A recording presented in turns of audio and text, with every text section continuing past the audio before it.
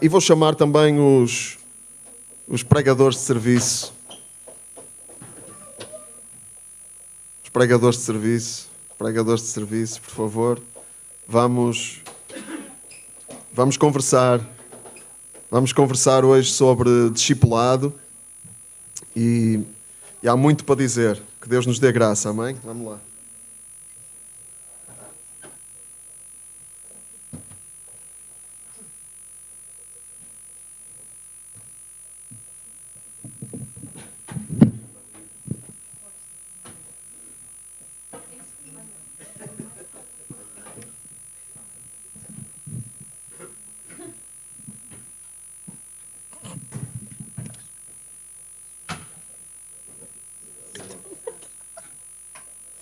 Obrigado, João. Grande João, a aguentar aí o barco. Irmãos, não sei se têm consciência que este trabalho de ter tudo a funcionar, o som, a multimédia, as colunas, a projeção, dá muito trabalho, muito trabalho. É preciso muita entrega, muita dedicação, não é? E não vamos esquecer isso, porque temos que dar graças a Deus por termos estes meios que nos ajudam. Não são essenciais, mas que nos ajudam bastante. E, como eu dizia, nós vamos falar sobre discipulado. Vamos falar sobre discipulado.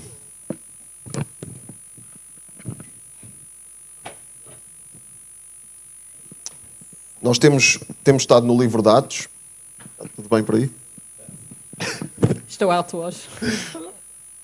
A honra às mulheres. Temos falado sobre o livro de Atos, temos estado no livro de Atos. E na última pregação que tivemos em Atos, nós estávamos em Atos 13, e quando Paulo e Barnabé foram na primeira viagem missionária, de que há registro, diz que as pessoas que... Tenho aqui a passagem.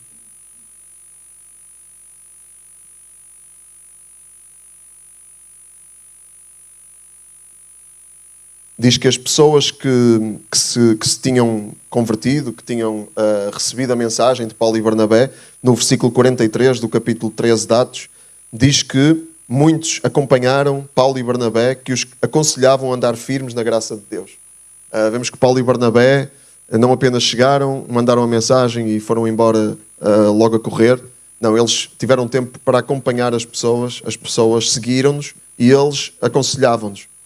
Isto é uma imagem de discipulado.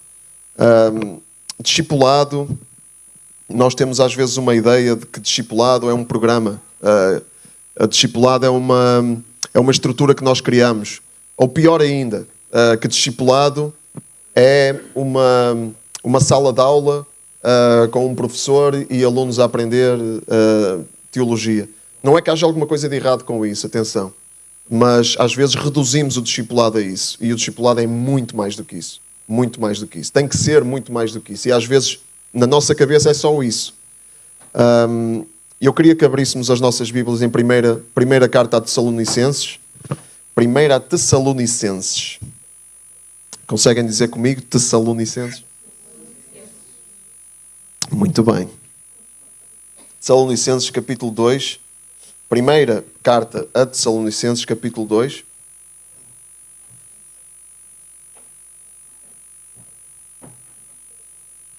E vamos ler aqui no versículo 12. Primeira a Tessalonicenses, capítulo 2, versículo 12.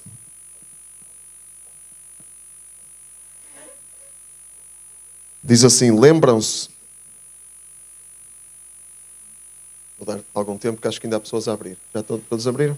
Diz assim, lembram-se com certeza, irmãos, das nossas penas e fadigas. Trabalhamos noite e dia para não sermos pesados a ninguém e assim vos anunciamos a boa nova de Deus. Vocês são testemunhas, e Deus também, de como o nosso comportamento para convosco os crentes foi honesto, justo e irrepreensível. Sabem muito bem que fomos para cada um de vós como um pai para os seus filhos. Exortamo-vos, encorajamo-vos e mostramos como deviam seguir a vontade de Deus, que vos convida a tomarem parte na glória do seu reino. Eu vou ler outra vez, aqui esta parte do versículo 10.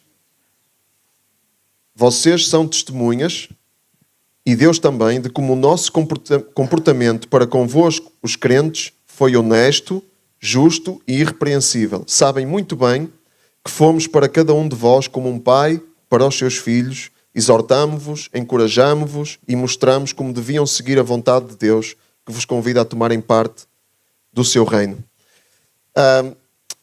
Isto mostra-nos como é que Paulo entendia o discipulado. Paulo entendia o discipulado como uma relação de pai para filhos. Irmãos mais velhos, né? Que os irmãos mais velhos muitas vezes tomam responsabilidades de pai. Né? Muitas vezes isso acontece. Mais cedo ou mais tarde isso acaba por acontecer. Partilham sempre um bocadinho as responsabilidades com os pais, porque são mais velhos. Né?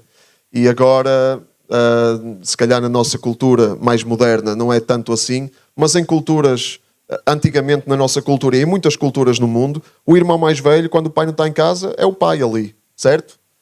São os irmãos mais velhos que têm a responsabilidade. E há que obedecer aos irmãos mais velhos.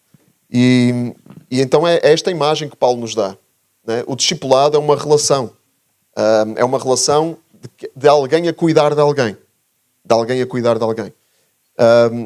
E isso é a essência do discipulado. Depois isso pode se expressar de muitas maneiras. É verdade, como Paulo diz aqui, exortamos... Tem aí um eco... Uma concorrência na pregação. Já somos 3 aqui, não é preciso mais ninguém. Obrigado.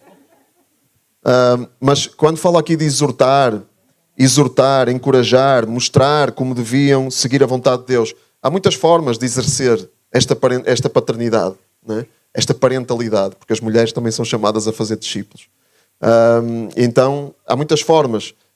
Muitas vezes nós precisamos de sentar e ensinar, como às vezes aquele discipulado mais tradicional na nossa mente, de ensinar teologia, de ter assim um contexto mais de sala de aula de vez em quando, ou então um programa que a gente monta. Ora bem, nós queremos trazer aqui um discipulado mais organizado, vamos pôr assim pessoas, combinar pessoas com pessoas, para acompanharem pessoas, e não há nada de errado com isso. Nós não podemos perder de vista a essência mais profunda do discipulado, que é uma relação de pais para filhos, alguém que cuida de alguém, alguém que dá vida por alguém. É uma relação muito profunda. Não é só alguém que de vez em quando ensina alguma coisa a alguém. Não é alguém distante que de repente há um programa e de repente já está lá para fazer o programa e depois vai embora. Nós vemos aqui que Paulo tinha uma perspectiva muito diferente.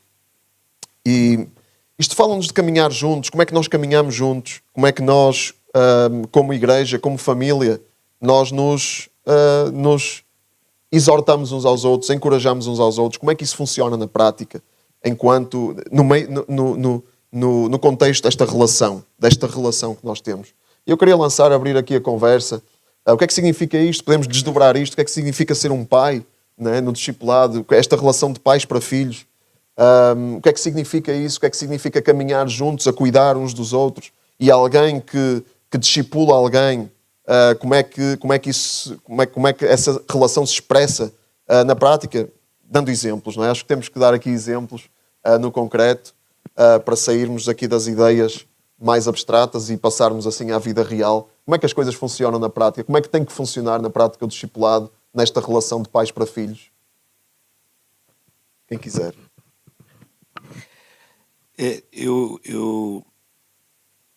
Quando eu penso no significado da palavra e tento entender e na prática tento ver o que significa isso na prática, eu percebo que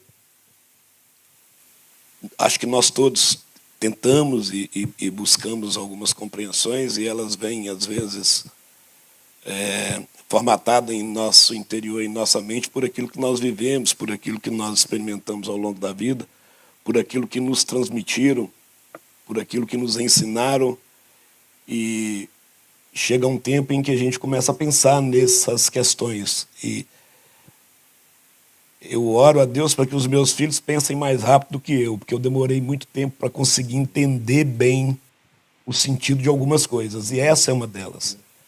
O discipulado, ele é algo que é inerente à nossa vontade. A gente está discipulando o tempo todo. A gente precisa de ter esse entendimento e essa consciência, porque nós estamos formando discípulos o tempo todo.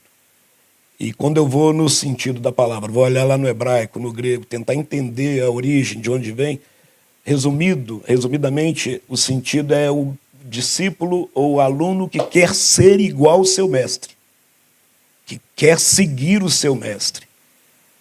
Quando a gente traz para o contexto cristão, a gente consegue entender melhor, porque todos nós queremos seguir o nosso mestre, todos nós queremos ser igual a Cristo. Mas quando a gente traz isso para aplicação no dia a dia da nossa vida, a gente fica meio... Será que meus filhos querem ser igual eu? Será que eu tenho sido uma referência positiva, verdadeira, honesta? Estou conseguindo transmitir os ensinos que eu preciso de transmitir para eles? E quando eu digo que eu demorei, é porque eu acho que demorei, mas Deus é que tem o tempo, Ele que vai formando em nós a maturidade suficiente para a gente entender. Mas eu deixo essa questão para a gente pensar, independente se é pai, se é mãe, professor, professora, irmão mais velho. Irmão mais velho, eu até queria fazer uma observação, que lá em casa o pau quebrava, porque eu sempre fui o mais velho, mas toda vez que eu tentei exercer essa autoridade, eu apanhava, que eu tinha um mais novo, que era... e já morreu, é o que foi embora, é o Anderson. Mas assim, é uma coisa que a gente tem que refletir, pensar muito nesse sentido do que a gente tem feito com esse conceito dessa palavra. Será que eu estou sendo discipulador? Será que eu estou conseguindo discipular as pessoas que eu tenho a responsabilidade de exercer esse papel, de ensinar, de transmitir esse conhecimento? E... Com tudo, não é? Com Falaste, tudo. é vida, não é? Tudo, é na vida, é no dia a dia, é naquilo que você faz, que você deixa de fazer, aonde você falha, aonde você conserta, aonde você acerta. Como é que tu lidas com as falhas, com as tuas falhas, não é? Pior, como eu lido com as minhas, né? E como eu lido com as minhas, acaba refletindo em como eu vou lidar com as outras, né? Estás a ensinar a lidar com as tuas falhas. Exatamente. Então, eu acho que é o que a gente precisa de entender. Eu li um livro que eu vou citar e inclusive, eu indico, porque eu acho que é um livro que, nessa área, é um livro muito, muito pertinente, chama O Discípulo. É de um argentino que foi escrito isso lá em 1970, já tem uns 50 e tantos anos, mas o livro continua sendo um dos best-sellers na área hoje. Juan Carlos Ortiz é um argentino, ele, inclusive o primeiro que saiu foi em inglês, mas já existe em praticamente todas as línguas. E é um livro que é usado em todas as igrejas do mundo inteiro, praticamente, para começar a transmitir, formar nas pessoas o conceito de discipulado. E eu queria só trazer aqui, eu peguei ontem no ChatGPT, que eu não tinha o livro mais, eu já não tenho ele, e eu peguei os 5 princípios básicos do livro, e eu queria transmitir para que vocês assim, pudessem perceber como que é atual com o que a gente está vivendo, com o que a gente está tentando colocar em prática aqui na igreja. Os 5 pilares principais são: Jesus é o Senhor, ou seja, a conversão verdadeira ela envolve submissão à autoridade de Cristo, não apenas aceitar doutrinas, religiosidade, regras, né? Segundo, discipulado é relacionamento. O crescimento espiritual acontece caminhando junto com pessoas e não apenas assistindo a cultos ou estudando livros. Terceiro, obediência precede conhecimento, ou seja, o discípulo aprende praticando aquilo que Cristo ensina. É na prática que a gente aprende. É tentando ajudar, é tentando fazer, é praticando que a gente vai conseguir entender. O quarto é muito profundo porque é o que a gente mais tem batido aqui. O quarto princípio do livro é: a igreja é uma família. A vida cristã deve ser vivida em comunhão, serviço mútuo, amor e prestação de contas. Ou seja, relação familiar, né? E quinto, que todo discípulo faz discípulos. Ou seja, o objetivo final não é formar consumidores de conteúdo, mas multiplicadores do evangelho. É um livro que eu indico, que ele é muito profundo e ao mesmo tempo simples, uma leitura tranquila, fácil, um livro de 100 e poucas páginas, pequenininho, muito bom. Mas então, a minha contribuição, eu acho que é isso, eu acho que a gente precisa de pensar exatamente no contexto mais profundo da palavra e tentar entender que todos nós temos essa responsabilidade e temos que agir dessa maneira no dia a dia. Acho que às vezes nós pensamos em discipulado como alguém mais sábio, os mais sábios a discipular e nós, os outros recebemos. Mas a verdade é que todos nós somos seguidores de Jesus. Então todos nós estamos a crescer em Jesus. Não é só eu, o Joel, o Sandro que as pessoas que pregam de frente, que sabem tudo. Não. Todos nós estamos a caminhar com Cristo. Então, todos nós devemos discipular. E uma coisa que veio à minha cabeça era este aspecto de discipular como caminhar juntos. Quando caminhamos, estamos a ir a um lugar. Então, como cristãos, o nosso discipulado com um e outro, as nossas relações com um com o outro, não são só para divertirmos-nos, porque estamos no mesmo lugar, mas é só para nós caminharmos juntos para crescermos como Jesus. Então, as nossas relações têm de ser como, não só, tipo, como está o teu dia? Como está o teu trabalho? Estás doente? Vamos orar por ti. Mas deixamos-nos sermos conhecidos e conhecemos os outros realmente. Não superficialmente. Ou seja, perguntamos uns aos outros, como está o teu caminho com Cristo? Onde estás a ter dificuldade? Tipo, como está a tua vida de oração? Como estás a lidar com frustração? Como estás a lidar com orgulho ou raiva? E temos estes tipos de relações. Não são fáceis ter este tipo de relação, não é? Porque temos de ser vulneráveis. Mas isso faz parte do discipulado. Isso é o que Cristo nos chama para podermos abrirmos os nossos corações para responder aos outros e também nos perguntamos coisas um pouco difíceis e não são fáceis. Eu acho que para mim isso é um dos aspectos mais difíceis do discipulado porque queremos mostrar uma cara perfeita. Mas se só mostramos os nossos melhores, nunca crescemos. Sim, como estamos a falar de pais e filhos, é útil pensar como é que é em nossa casa, não é? Porque o discipulado começa em casa. Nós somos discipulados em casa e discipulamos em casa. E essa questão de nós vivemos muito, vou dizer isto, uma expressão um bocado violenta, mas nós vivemos muita hipocrisia cá fora. E não é porque nós não temos que mostrar tudo o que acontece em nossa casa. A hipocrisia nem é nós falharmos em casa e cá fora não andamos aí a dizer a toda a gente, olha, eu ontem dei um berro à minha mulher. Isso não é isso a hipocrisia, que nós não temos que andar a fazer alarido disso com toda a gente. A hipocrisia é nós estarmos à espera de coisas cá fora que não esperamos em casa. Estamos à espera de coisas cá fora que não esperamos em casa. Ou seja, nós em casa temos consciência das nossas imperfeições, mas depois esperamos dos outros cá fora que sejam perfeitos cá fora como nós não somos em casa. É religião. É pura religião. Isso manifesta-se muito. Nós, quando somos discipulados por alguém, esperamos discipulados por alguém no sentido religioso do termo. Né? Estamos a ser discipulados por alguém, temos um líder na igreja que nos está a discipular. Estamos à espera dessa pessoa coisas que não esperamos das pessoas que nos discipulam em casa. Ou seja, essa pessoa nunca pode falhar, tem que ser perfeita, tem que estar lá, no cimo, na perfeição. Mas quando eu chego a casa, as pessoas que eu reconheço a autoridade em casa, os meus pais, não fazem isso. Não é? Não são assim. Porque ninguém é assim. Ninguém é assim. Não é? Eu, por exemplo, está aqui o meu filho e a minha esposa, eles sabem muito bem o que eu sou em casa. Eu não ando aí a mostrar a toda a gente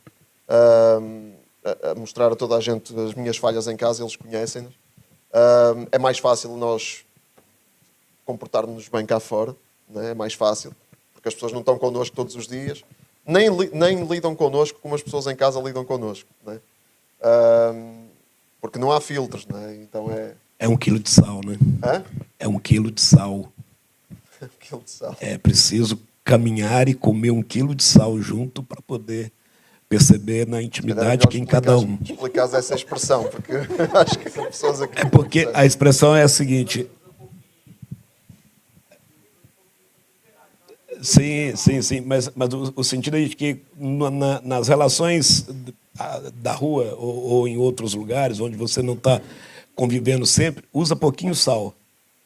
Quando você comeu 1 quilo de sal, significa que você conviveu intimamente com a pessoa por muito tempo. Então você conhece na intimidade aquela pessoa. Então... Muita mesa, né? É isso. No dia a dia, é isso.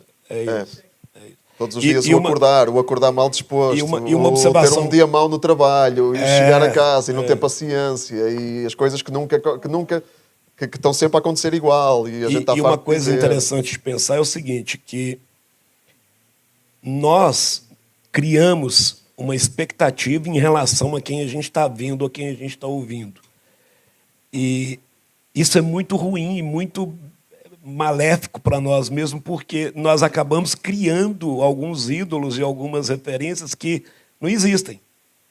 O fato do Sandro... E a gente pode ver isso em nossa casa. Sim, é isso. Porque não é por eu errar em casa que eu vou ser invalidado ou desqualificado como discipulador. Também depende dos erros, não é? Estamos a falar aqui de coisas mas eu estava dizendo... normais do dia-a-dia, não é? Não estamos a falar de coisas radicais e que as consequências são profundíssimas e que destroem mesmo. Não estamos a falar disso, estamos a falar do dia-a-dia normal. Eu estava dizendo para o Tom, semana passada, que uma coisa que um irmão me falou, eu tive para poder chegar para o Joel e falar, olha, Joel, eu não vou pregar, eu não fico à vontade, eu fico muito nervoso, não quero mais e tal, não vou continuar.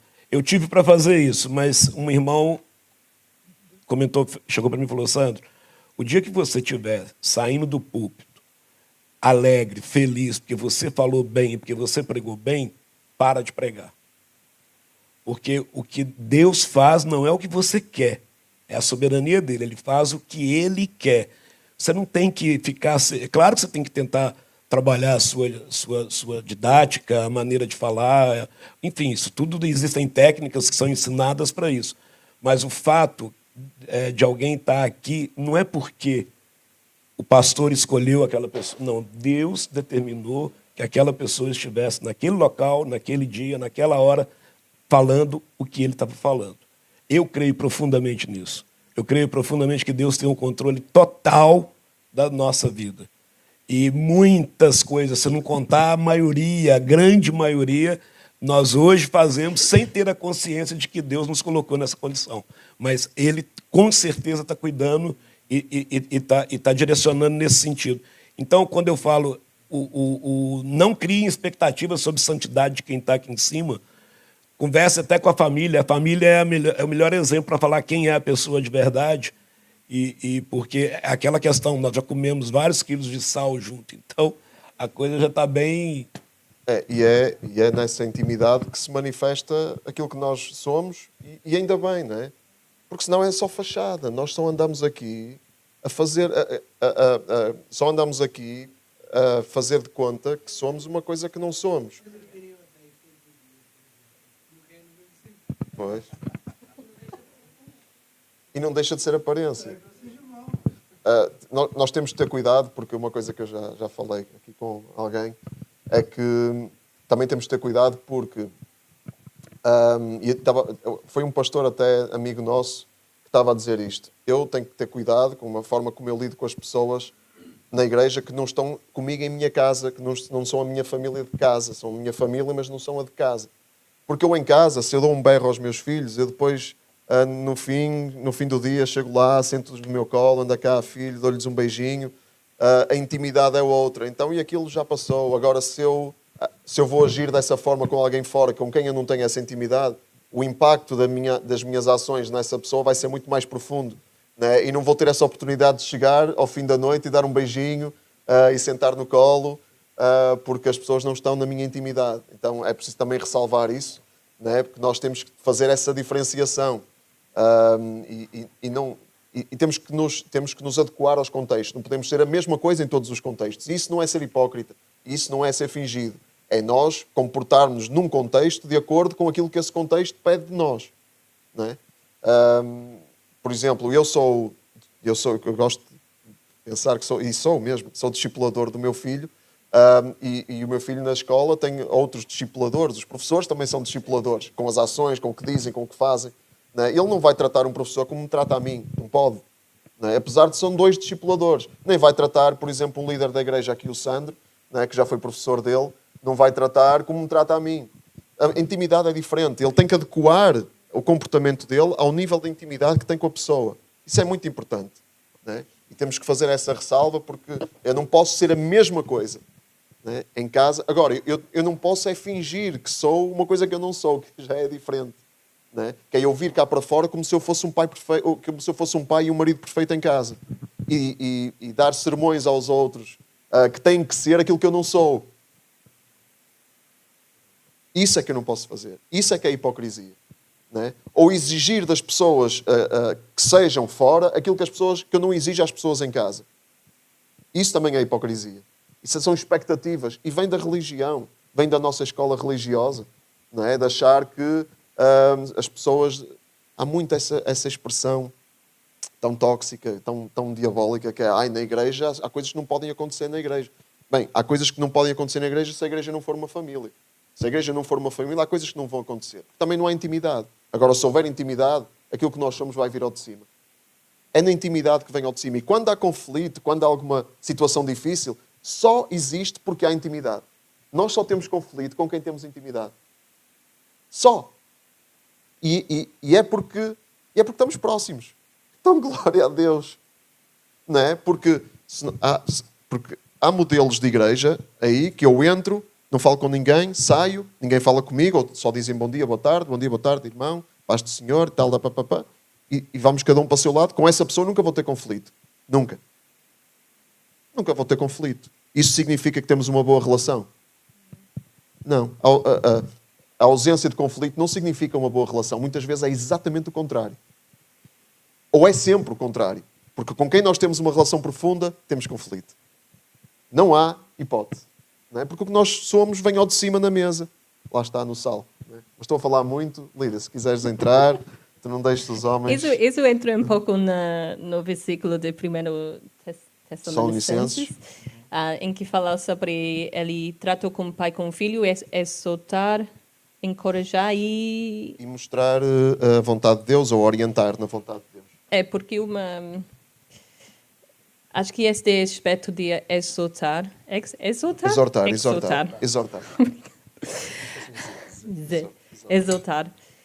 É algo que é desconfortável, porque nós queremos só ser encorajados. Eu só quero ser encorajado. Sim. Pode me encorajar todo o tempo. Mas exortar, estamos como, temos de falar que isso não foi bom. Mas a verdade é que, como estavas a dizer, que em família há situações em que, quando não temos esta intimidade, não... como foi? Não, foi antes disso. Esquece. Ainda que haja exceções ao discipulado íntimo e relações íntimas, se somos membros da mesma igreja, devemos ter esta intimidade.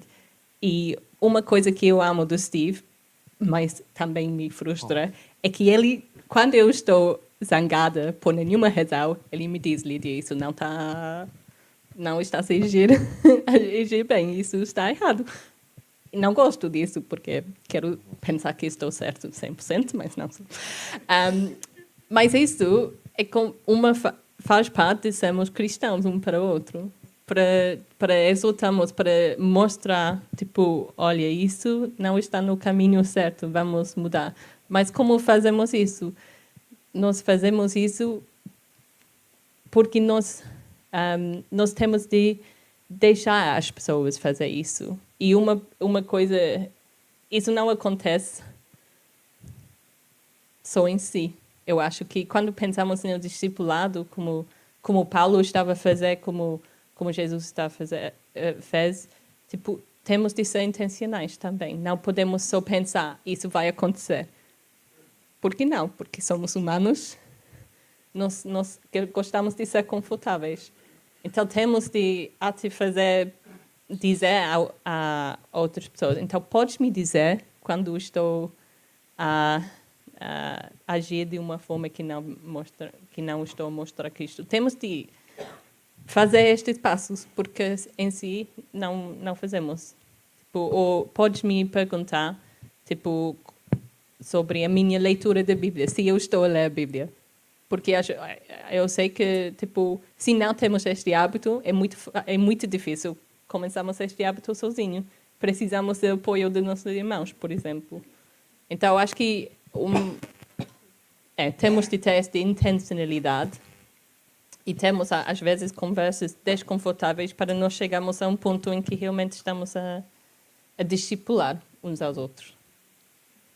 E para isso é preciso, lá está, pais e filhos, é preciso investir nas relações. Nas relações. Se nós, o discipulado que não acontece no contexto de uma relação profunda, não é discipulado cristão, é um falso discipulado. Ainda que, eu estou a falar de discipulado no sentido de nós seguirmos alguém, né? De seguirmos alguém. Porque quando nós temos um coração de discípulo, nós deixamos-nos discipular até por pessoas distantes, pessoas que não nos dizem nada, mas nós temos um coração de aprender e queremos seguir. Mas eu estou a falar quando nós seguimos alguém, né? Nós temos que investir nas relações. Quando nós seguimos alguém, ou quando alguém nos segue a nós temos que investir nas relações.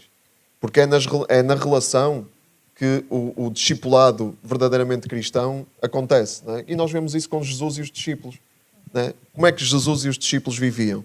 E os outros discípulos, depois de Jesus, que vemos no livro de Atos, em Atos 2, 42, 47, aquela passagem que fala da vida da igreja, né? Como é que nós vemos eles a viver o discipulado? Era nas relações. Eles estavam juntos. E naquela passagem de Atos 2, 42, 47, fala exatamente disso. Eles viviam, comiam na casa uns dos outros, estavam juntos com alegria e simplicidade de coração, louvavam a Deus, iam ao templo, iam tudo no plural, né? Era uma vida, era uma caminhada em conjunto. E eles estavam a investir nas relações. Eles não estavam juntos só para cultos. Eles não estavam juntos só para programas. Eles não estavam juntos só para eventos. Eles não estavam juntos só para ter uma classe, só para ter uma... Não, eles estavam juntos para viver, para partilhar a mesa. E aí havia ensino, o ensino dos apóstolos, o partir do pão, as orações. Tudo isso faz parte.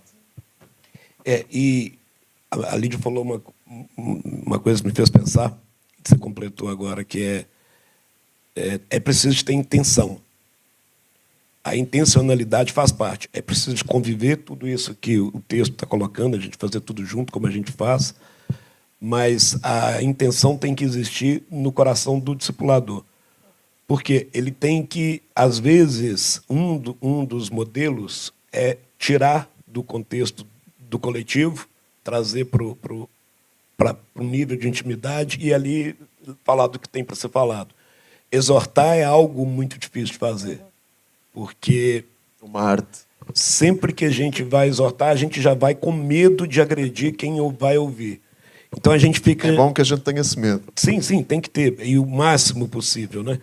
Então a gente tem que tentar encontrar meios e maneiras corretas de comunicar o que a gente está tentando falar. E cada pessoa é de um jeito, cada pessoa recebe de uma maneira.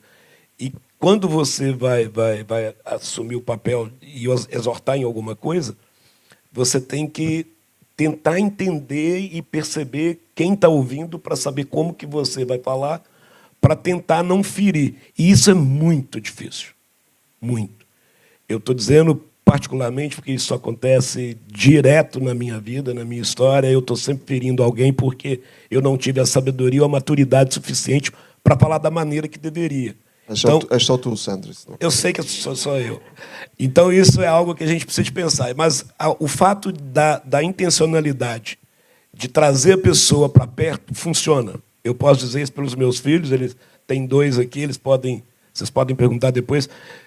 Estou o tempo todo tentando ensinar, o tempo todo tentando falar, mas quando existe algo importante, eu tiro do contexto, do meio de todo mundo, trago sozinho, ou comigo no quarto, ou dentro do carro, ou alguma coisa que a gente está fazendo.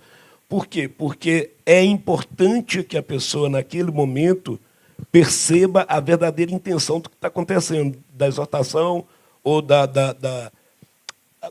incentivo, ou seja lá, mas é importante que haja essa intimidade, esse tete a tete, olho no olho. Isso é muito, acho que é muito, muito válido. Uma forma que eu tenho aprendido no meu próprio discipulado e tenho tentado pôr em prática, que é como tu dizes, é muito difícil, mas uma forma da gente se precaver contra insensibilidade ou falta de sabedoria é a gente preocupar-se mais com a pessoa que estamos a exortar ou alguém que temos de dizer alguma coisa menos agradável, preocupar-se mais com essa pessoa do que connosco. Porque às vezes a nossa exortação é porque alguma coisa me incomodou e então eu tenho que ir tirar, tenho que ir desabafar e despejar aquilo que me incomodou porque eu estou-me a sentir mal com isso. Então o centro sou eu. O centro não é a pessoa. E isso não é amor.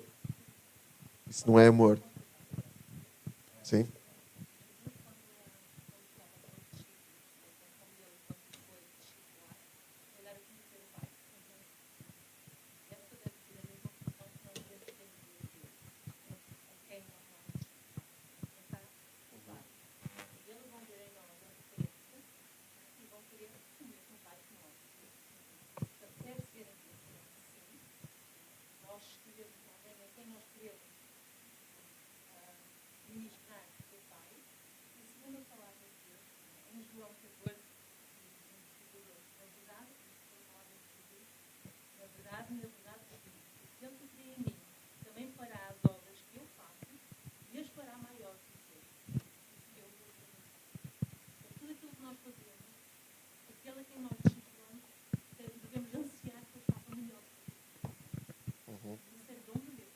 Sim. E é esse cuidado, né, com a pessoa mais do que a preocupação com o que eu quero despejar, né, porque me incomodou ou me fez mal e eu tenho que tirar o que está cá dentro e deitar para fora o que está cá dentro. É exatamente revelar o amor do Pai. Eu quero revelar o amor do Pai. Eu revelo o amor do Pai quando eu quero cuidar da pessoa mais do que eu estou preocupado com as minhas emoções, em despejar as minhas emoções. E quando eu faço isso, isso é o que eu preciso. Isso é o que eu preciso para experimentar mais do amor de Deus e crescer no amor. Portanto, isso é bom para mim. O nosso instinto é, eu vou despejar o que me está a incomodar. Esse é o nosso instinto. E depois, quando nós fazemos isso, normalmente corre mal. Depende da pessoa. Há pessoas maduras que aceitam, mesmo quando nós estamos a fazer isso. Não é? Aceitam. E quando nós temos coração de discípulo, nós, até uma pessoa que nos exorta mal, até aí nós conseguimos usar isso para o nosso crescimento. Isso também é muito importante. Mas a nossa responsabilidade enquanto pessoas que discipulam e que vão exortar é fazê-lo em amor. E fazemos isso em amor quando estamos mais interessados no cuidado com a pessoa e que a pessoa cresça e floresça e tenha uma vida boa e possa ser transformada do que estamos ansiosos por nos livrar de alguma coisa dentro de nós que nos está a incomodar. É uma mudança de chip, é assim uma mudança de chip. Para mim é muito difícil, atenção, eu estou a dizer isto, é uma coisa que eu tenho tido revelação de Deus, tenho aprendido, mas tenho muita dificuldade em pôr isto em prática. Quando alguma coisa me faz mal, quando alguém me faz mal com alguma coisa, a minha tendência é contra-atacar. Porque eu fui ferido, fui magoado, então eu quero contra-atacar. Mas isso não é amor. Isso é só um instinto básico de defesa. De defesa. Exatamente. Queres dizer alguma coisa, Sam? É. Sim, Ricardo. Diante de tudo isso, acredito que a gente está olhando a ótica, talvez mais do discipulador, na questão de que nós vamos falhar, isso acontece. Como discipulador,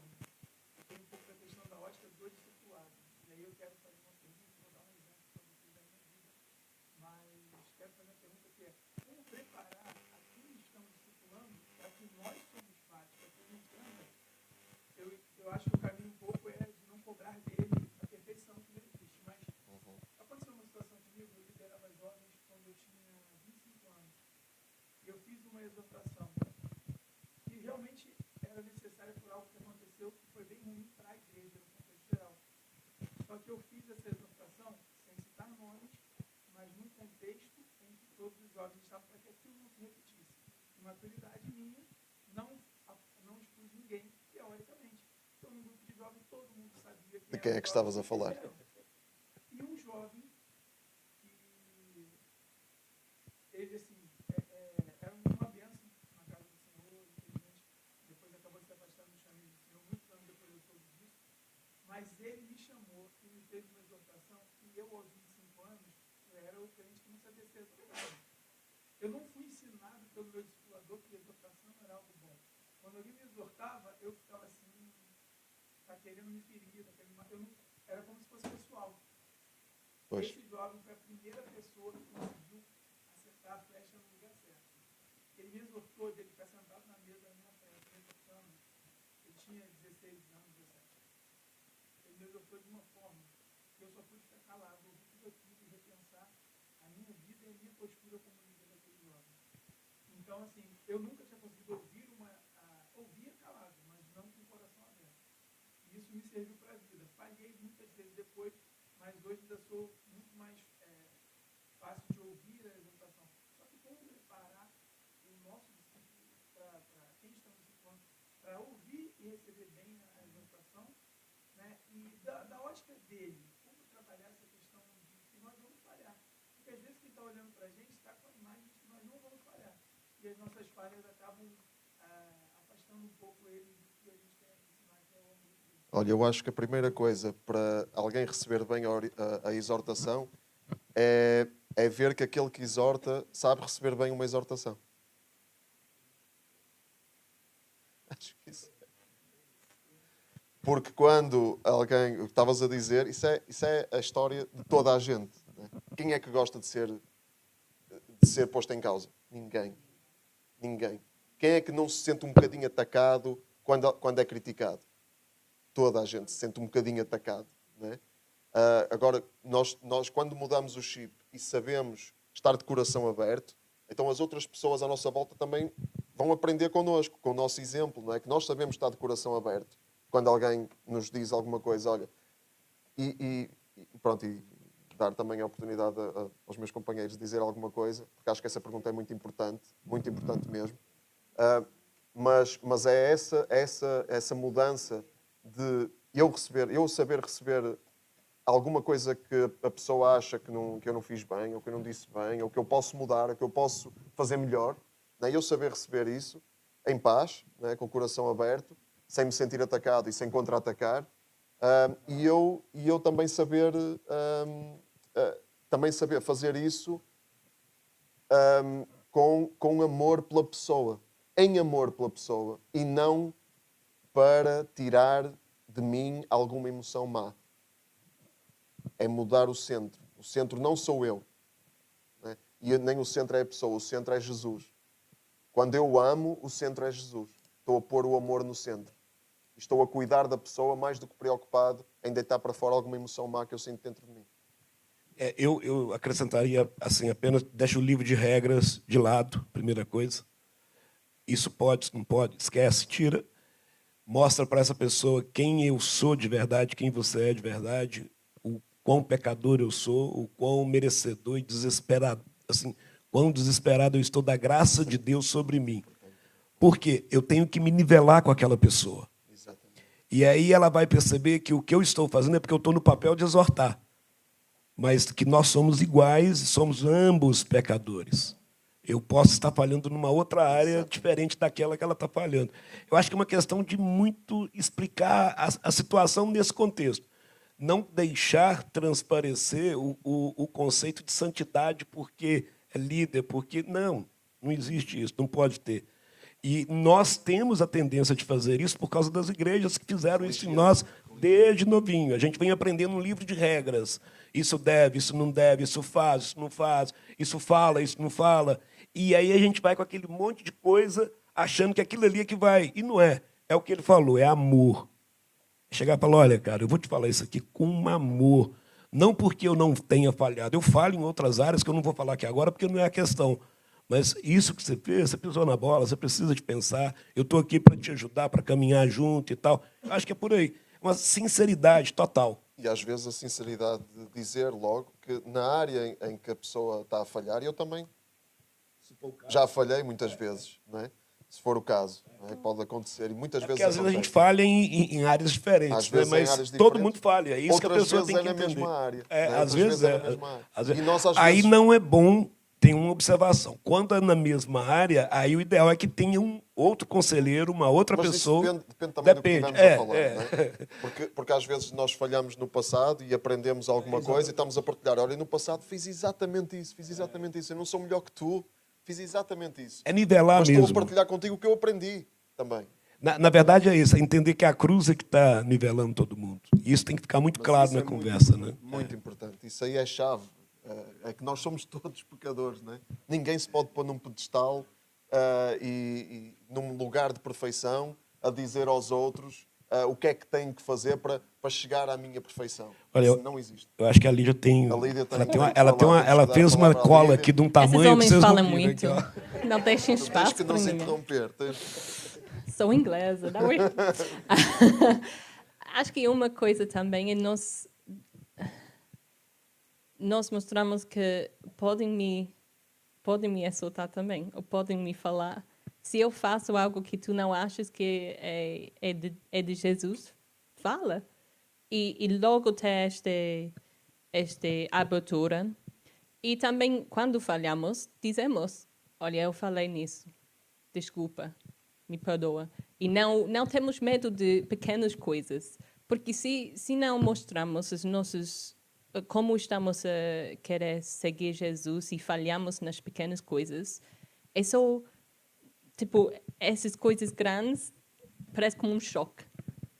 E acho que muitas vezes é a nossa fidelidade a Jesus nas pequenas coisas que realmente é mais difícil, mas mostra mais o nosso coração. Então, acho que temos de criar este hábito de normalizar encorajamento, porque também não fazemos isso muito. Se vemos alguém Essa parte está aqui também, do encorajamento. realmente, tipo, eles estão a mostrar este caráter de Jesus. Devo dizer-lhe, não fazemos isso muito. Então, devemos normalizar cada vez mais encorajamento e exultar. E não só, tipo, quando esta coisa grande aconteceu e está a explodir, tenho de confrontar. Porque aí é mais complicado. E normalmente temos tantas coisas antes em que podemos trabalhar nestes aspectos de nossos corações e não deixamos Deus trabalhar, porque não confrontamos estas pequenas coisas, seja de bons ou seja maus. Não, e essa parte do encorajamento, ainda bem, Lídia, ainda bem. Por isso é que estamos aqui três, né? Que é para não deixar nada de fora, ou pelo menos minimizar a probabilidade de deixar alguma coisa de fora. Porque essa parte é chave e também está aqui, né? Também está aqui. Exortar, encorajar. E essa parte do encorajamento, nós somos muito fracos nisso. Muito fracos mesmo. Porquê? Porque o que salta à vista é o que está mal. Nós somos todos assim. Né? O que salta à vista é o que está mal. O que está bem, pronto, está bem. A gente não se incomoda com o que está bem. O que está bem está normal. Mas o que está bem é bom. Né? E é preciso valorizar o que está bem. E verbalizar isso é muito importante. É muito importante. Há uma... Eu tinha isso aqui. É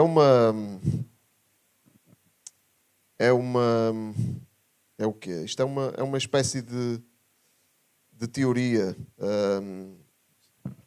Só enquanto você acha, Sim, só fala aí. encorajamento, eu não podia deixar de falar, Fala porque aí. é algo que eu não sei fazer. E é algo que eu preciso de aprender. E eu vou dizer um pouco mais, não como desculpa, mas é algo que nós não aprendemos a fazer. Então, nós não ensinamos os nossos filhos a encorajar as pessoas. O nosso estilo de vida, a nossa maneira de conduzir a vida, ela é muito mais para notar onde tem um problema e corrigir do que para valorizar onde está bom e encorajar. Então, eu acho que é algo que a gente tem que pensar, é quebrar um paradigma mesmo, algo que nós somos...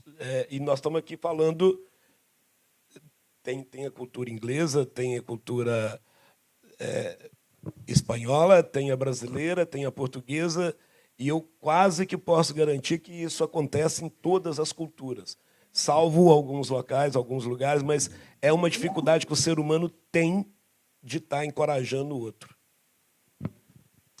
Encontrei. E há aqui um vídeo que eu vou passar, são 5 minutos, mas vale a pena para ficarmos aqui com alguma explicação, alguma teorização sobre isto,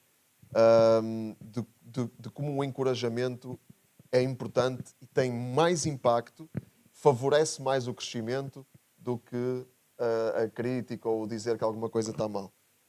Eu já estive por aqui falando sobre liderança. Você que não se acha um líder, vale a pena assistir esse vídeo. Pode clicar aqui. Mas agora eu quero trazer uma habilidade fundamental para qualquer tipo de líder. Para você que quer ser um excelente líder na sua vida pessoal, na sua vida profissional, em todas as áreas da sua vida.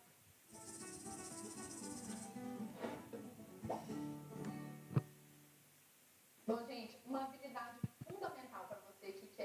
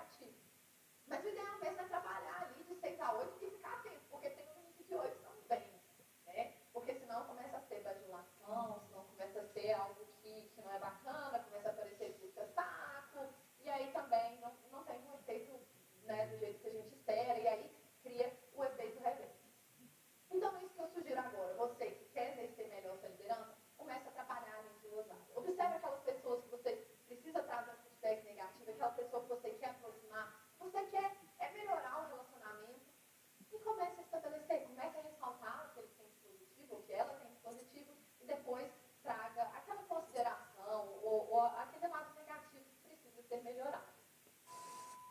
Eu já falei por aqui sobre liderança e hoje eu venho falar. Só não vale é chamar a pessoa para fazer uma linha de lousada agora, né? Olha, que não.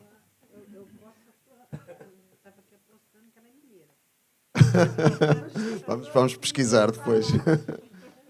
Mas só chamar a atenção que ela está a falar para líderes e líderes. Todos nós somos chamados para fazer discípulos. Né? Está lá em Mateus 28, 18 a 20, quando Jesus dá a grande comissão. A grande comissão é para quem? Para todos. Todos são chamados para fazer discípulos. Portanto, todos são chamados para liderar. Todos são chamados para desenvolver estas competências. Nós precisamos de lembrar e de investir muito aqui, porque não é natural para nós. Não é natural. Não é natural nós fazermos 6 elogios por cada crítica que fazemos. Não é? Imaginem como isto pode transformar os nossos relacionamentos. Não é? E transformar as pessoas para melhor. Porque quando nós elogiamos, ela não falou nisso, mas isso também está demonstrado e está bastante estabelecido também na investigação, que promove muito mais o crescimento, promove muito mais o desenvolvimento da pessoa, ela ser elogiada do que ser criticada. Promove mais. Não é? Se eu disser, imagina que a minha esposa cozinha um prato, não é? Eu nunca tenho críticas a fazer porque está sempre perfeito, não é? Mas imagina que havia uma coisa que não estava bem, não é? Faltava sal, não é? Ou estava salgado demais, que não dá para consertar, não é? Podemos pôr água, mas vai estragar também a composição. O que é que vai fazer mais efeito para ela ser encorajada e ter mais esmero? É eu dizer, olha, isto está salgado, eu não consigo comer isto. Ou eu dizer, olha, obrigado porque tiveste este tempo todo a fazer este prato e esforçaste e eu estou aqui para só sentar e comer. Isso é muito bom, obrigado pelo teu trabalho. Não é? O que é que vai encorajá-la mais? Vai ser isto, vai encorajá-la muito mais do que dizer isto, eu não consigo comer isto. Não é?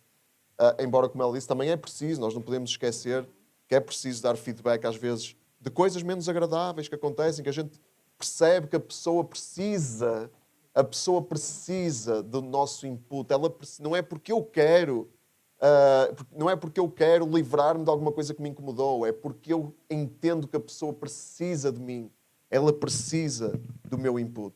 E é por isso que eu vou dizer, olha, a forma como tu agiste não vai produzir coisas boas para ti, não vai ser bom para ti, não vai nem para ti nem para as pessoas à tua volta, não vai conduzir a bons relacionamentos.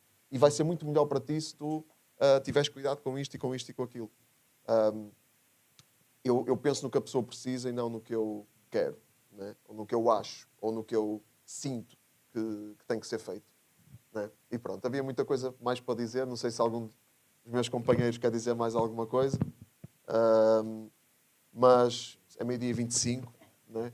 Se calhar podíamos fazer isso com quem está ao nosso lado, encorajar com alguma coisa, dizer alguma coisa boa que vemos na pessoa, alguma coisa de Deus que vemos na pessoa. Podemos fazer isso com quem está ao nosso lado? Né? Quem está sozinho, quem não tem ninguém ao lado, vá para a frente. Alguma coisa que a gente aprecia na pessoa, alguma coisa que a gente vê de Deus na pessoa, coisa boa na pessoa. Podemos fazer isso? Então vamos fazer isso com alguém antes de terminar?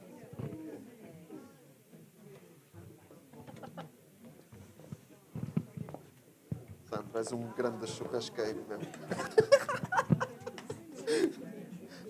Isso é de Deus? É de Deus, é de Deus, é de Deus. Mandou matar. Grande fazedor de caipirinhas. Aí também de Deus. É mineira, né? O mineiro reconhece, né? O mineiro sabe.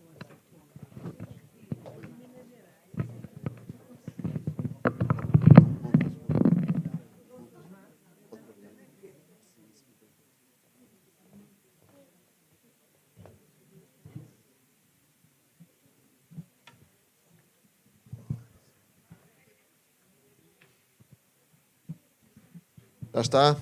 Foi bom? Soube bem? Temos que fazer mais vezes. No nosso dia a dia.